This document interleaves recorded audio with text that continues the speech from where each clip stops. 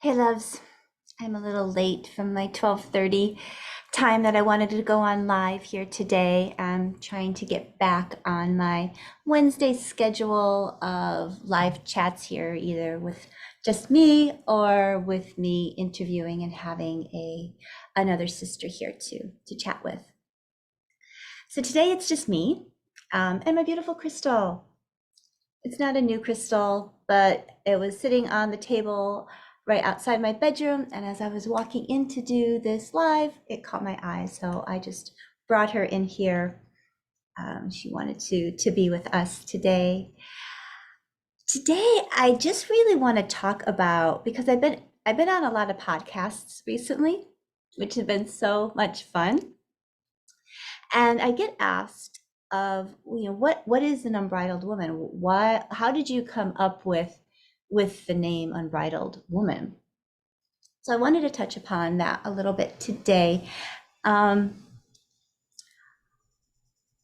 I came upon, so the Unbridled Woman, the more I live it, the more I understand that it's a lifestyle. It's not a one and done. It's not a do a jade egg practice and I'm an unbridled woman. It's not doing a yoni dhyamaring and say, I'm an unbridled woman now. Those are starting points. And those definitely have to be done to be an unbridled woman. However, it is a lifestyle. So it's a constant checking in and using discernment in the words that we use to speak to ourselves, especially, and to others.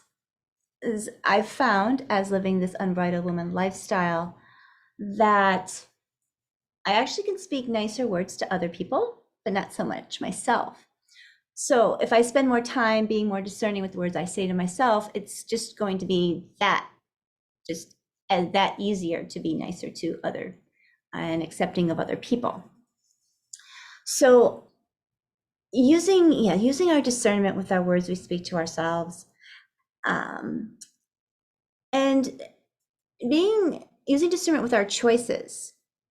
A lot of things that I teach in my coaching program is being aware of the choices that we make. Are they life enhancing? Are they life taking? And if you're stuck in the victim martyrdom archetype, you most likely always go for the life taking choices. Because even though you feel like you're giving so much, it feels good to give. Well, if you're constantly giving to people, that means they're taking. And then you're most likely not getting anything back from that.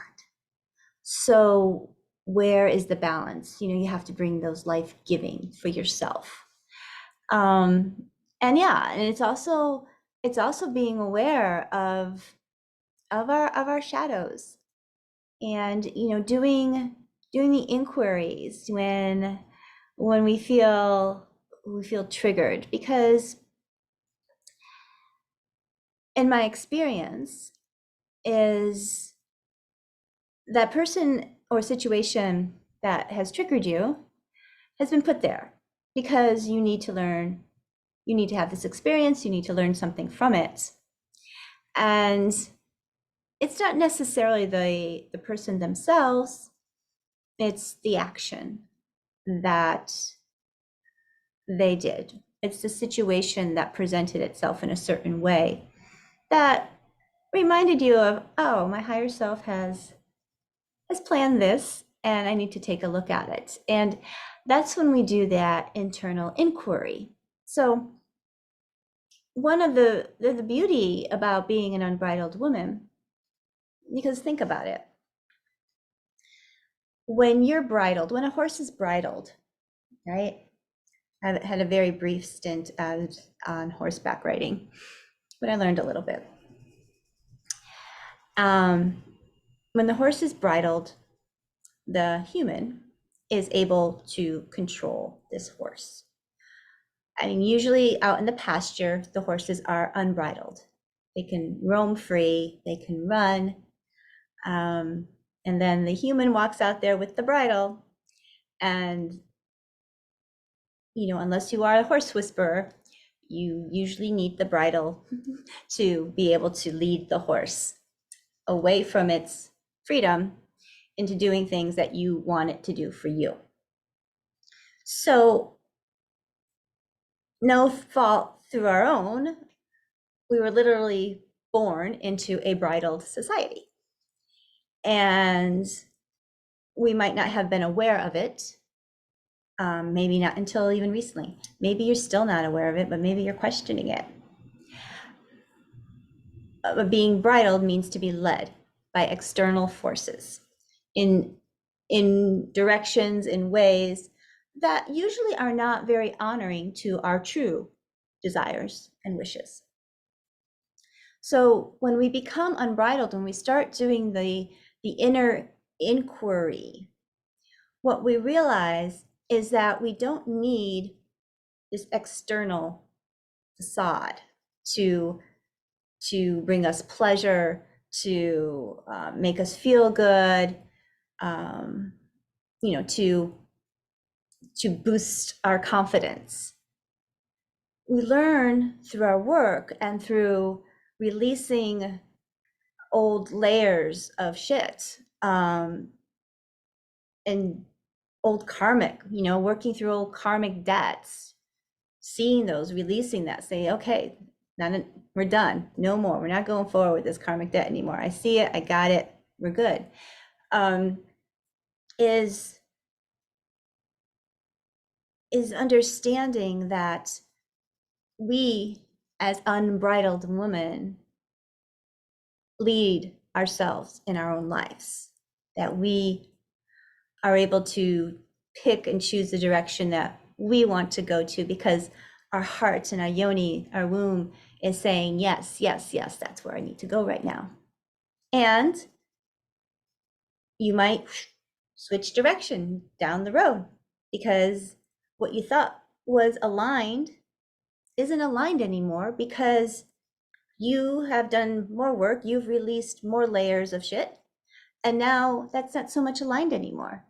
All right, I'm unbridled. I get to choose again. I get to choose again. I get to choose a life-giving choice for me. So that's the Unbridled Woman in a nutshell. And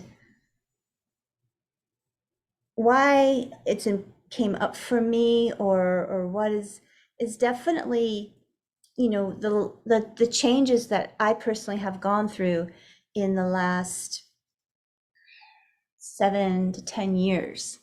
7 years the most. Like I can see those were like the huge, big transformations, the big clearings, the big shifts, the big ahas, the opening of the pineal gland, the third eye going, oh my God, I can see now, right? So it's been, it was years before that, just like slowly dipping my toe in different things.